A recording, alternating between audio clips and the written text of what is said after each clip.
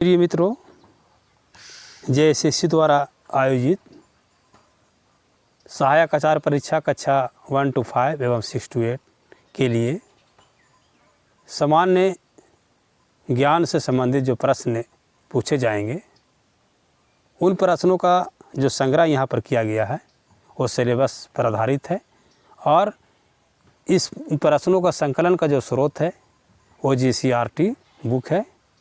विगत परीक्षाओं को ध्यान में रखते हुए इन प्रश्नों का संकलन किया गया है, जो आपके परीक्षा के दृष्टिकोण से और आपके तैयारी के लिए बहुत ही महत्वपूर्ण एवं उपयोगी साबित होंगे। तो चल दिए हम लोग प्रश्न संख्या 1। बेल्जियम किस महादेश में स्थित एक छोटा सा देश है?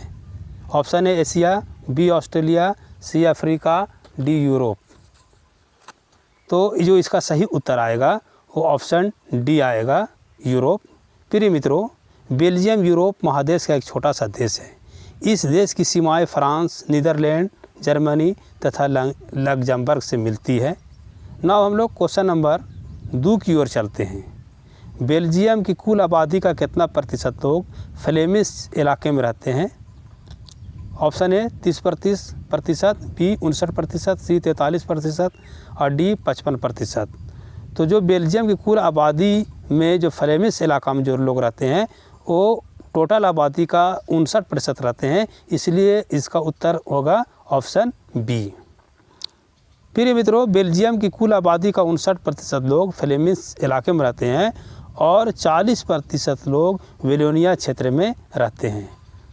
नाउ क्वेश्चन नंबर हम लोग 3 की ओर चलते हैं। श्रीलंका कब स्वतंत्र राष्ट्र बना?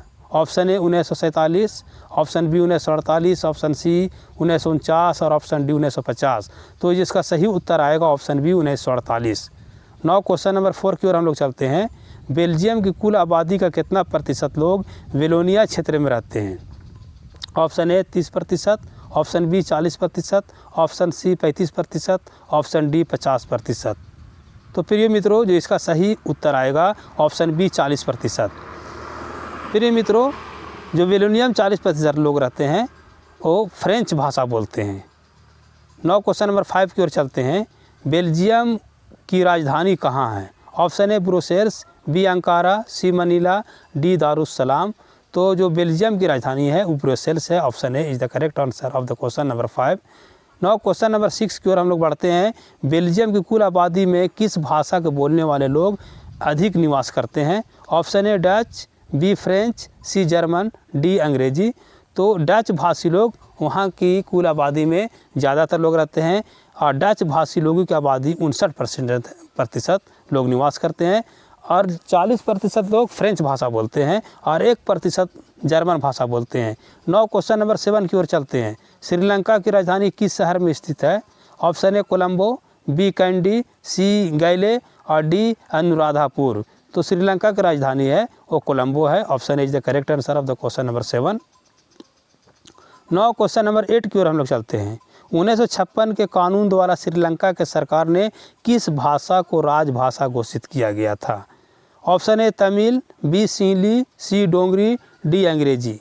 तो 1956 के कानून के द्वारा श्रीलंका की सरकार ने सिंहली भाषा को राजभाषा घोषित कर दिया था। इस दृष्टिकोण से ऑप्शन बी सही उत्तर होगा। ना हम लोग क्वेश्चन नंबर 9 की ओर चलते हैं। 1956 के कानून के द्वारा श्रीलंका की सरकार ने किस धर्म को संरक्षण प्रदान किया था? पुनः क्वेश्चन समझ लीजिए। 1956 के कानून के द्वारा श्रीलंका की सरकार ने किस धर्म को संरक्षण प्रदान किया था? ऑप्शन ए जैन धर्म, बी बौद्ध धर्म, सी हिंदू धर्म, डी इस्लाम धर्म। तो 1956 के कानून के द्वारा बौद्ध धर्म को संरक्षण प्रदान किया गया था।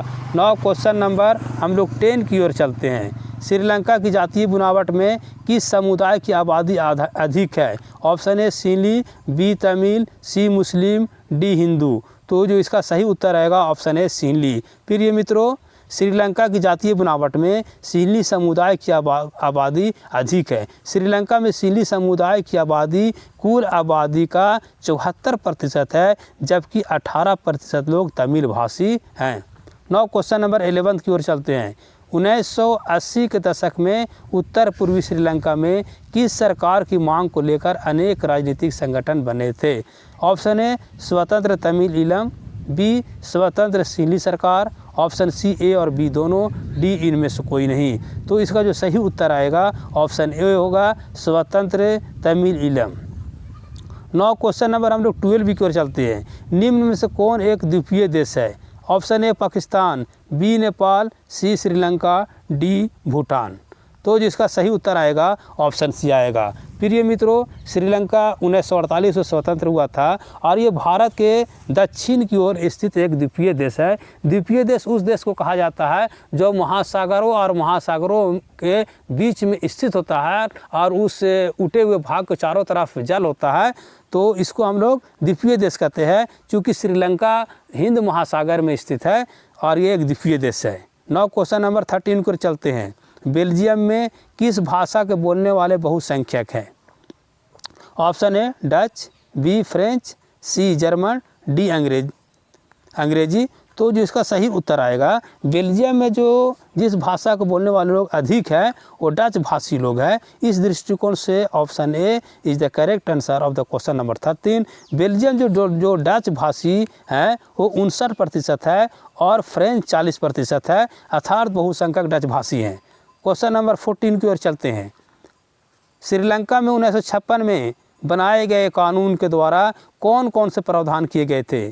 ऑप्शन ए बौद्ध मत को संरक्षण दिया गया था, बी सिंहली को राजभाषा घोषित किया गया था, सी सरकारी नौकरियों में सिंहली समुदाय को प्राथमिकता दी गई थी और ऑप्शन डी उपरोक्त सभी। तो ये जो सभी प्रावधान किए गए थे 1956 में श्रीलंका में जो कानून बना था, उपरोक्त सभी तरह के प्रावधान किए गए थे। 9 क्वेश्चन नंबर हम लोग 51 के चलते हैं।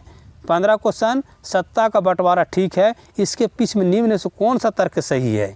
ऑप्शन ए विभिन्न सामाजिक समूहों के बीच टकराव कम हो जाता है, बी लोकतांत्रिक व्यवस्थाओं के लिए ठीक है, सी राजनीतिक व्यवस्था के अस्थायित्व के लिए अच्छा है, ऊपर सभी। तो सत्ता का बंटवारा, सत्ता के साझेदारी होने से ये सभी उसके लिए लाभकर होंगे, सभी ऑप्शन और हितकर होते हैं, इसलिए इसका सही उत्तर ऑप्शन डी होगा। 9 क्वेश्चन नंबर 16 की ओर हम लोग चलते हैं। शासन के विभिन्न अंग में कौन कौन से सम्मिलित है, अर्थात सरकार के कौन कौन से अंग होते हैं? ऑप्शन ए विधायिका, कार्यपालिका, सी न्यायपालिका। तो इसका जो सही उत्तर होगा ऑप्शन डी होगा। शासन के 3 अंग होते हैं, विधायिका, कार्यपालिका और न्यायपालिका। क्वेश्चन नंबर 17, किस शासन व्यवस्था में 2 या 2 से अधिक स्तरों वाली सरकारें होती है? संघीय शासन व्यवस्था, एकात्मक शासन व्यवस्था या दोनों तरह की शासन व्यवस्था में, और डी इनमें से कोई नहीं। तो संघीय शासन व्यवस्था में 2 या 2 से अधिक स्तर वाली सरकारें होती है। भारत एक संघीय शासन व्यवस्था वाला देश है, क्योंकि इसमें 2 स्तर या 3 स्तर की सरकारें होती हैं। एक केंद्र स्तर की सरकार, दूसरे राज्य स्तर की सरकारें और एक होता है पंचायत स्तर की सरकारें। 9 क्वेश्चन नंबर 18 की ओर हम लोग चलते हैं। भारतीय संविधान में केंद्र और राज्य सरकारों के बीच विधायी शक्तियों का कितने हिस्सों में बांटा गया है? तो ऑप्शन ए इसमें ए 2, बी 3, सी 4, 5।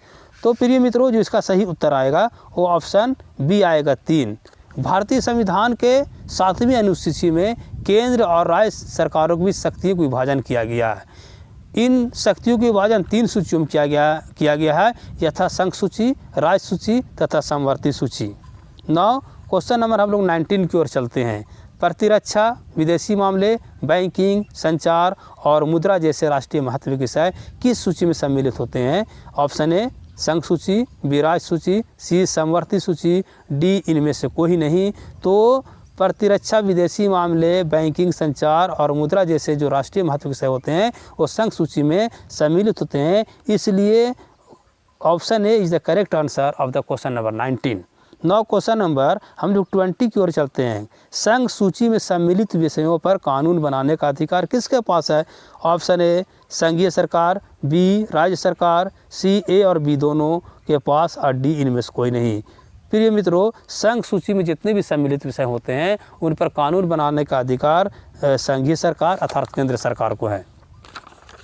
प्रिय मित्रों, आशा करते हैं कि ये जो प्रश्नों का संकलन है आपके लिए बहुत ही महत्वपूर्ण एवं उपयोगी होंगे और आप हमारे चैनल के साथ हमेशा बने रहें ताकि आपकी परीक्षा के दृष्टिकोण से हम आपको सहयोग कर सकें। धन्यवाद।